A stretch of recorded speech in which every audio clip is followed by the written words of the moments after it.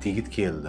Kutilmagan stress holatlar. Bolalikdan, misol uchun, kutmaysiz birdaniga, spontanniy, tushunarsiz ota-ona fikri ayniydi, o'zgaradi.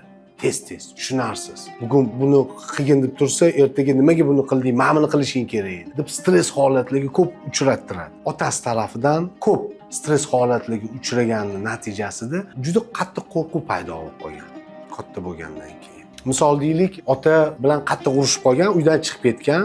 Bo'ldi bolam deb telefonda amakisi, yaqinlari aytibdi, bo'ldi otang bilan yarashtirib qo'yamiz, otang ham afsusda. Kelgan uyga bo'ldi, muammo bo'lmaydi deb chaqiryapti bola. Bola endi yaxshi fikrlarda boryapti. Hozir otam bilan yarashaman, otam bilan meni kechiradilar, men ularni kechiraman, hammasi yaxshi bo'lib ketadi deb kelyapti. Uyga kelgan holatida ota shapalonni beryapti. O'zingcha o'zboshimchalik qilib qayerga qochib ketding mendan deb undan battar holatni og'irlashtirib tashlayapti. Bu holat kutilmagan holat hisoblanadi. Bola uchun, farzand uchun kutilmagan. U yaxshi niyatlarda kelyapti, lekin unga otaning munosabati shunaqa bo'lib, yana o'sha qarindoshlarining yonida kamsitib, yerga urib tashyapti ota. To'g'rimi? Keyinchalik bu stress miyasida qolib ketyaptimi? Qo'rquv paydo bo'lyapti bolada. Jamiyatda, ishxonasida ham, munosabatlarda ham, o'rtoqlari bilan gaplashishda ham tushunarsiz bir qattiq qo'rquv bor. Kutilmagan qo'rquvlar keyinchalik insonni miyasida ssenariylar o'ylab topishiga sababchi bo'ladi. Mana ssenariy qanaqa kelib chiqadi.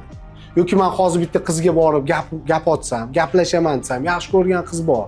Lekin uni oldiga borib gaplashishdan qo'rqaman. Nimaga qo'rqasan desam, chunki bilmayman nima undan kutishini.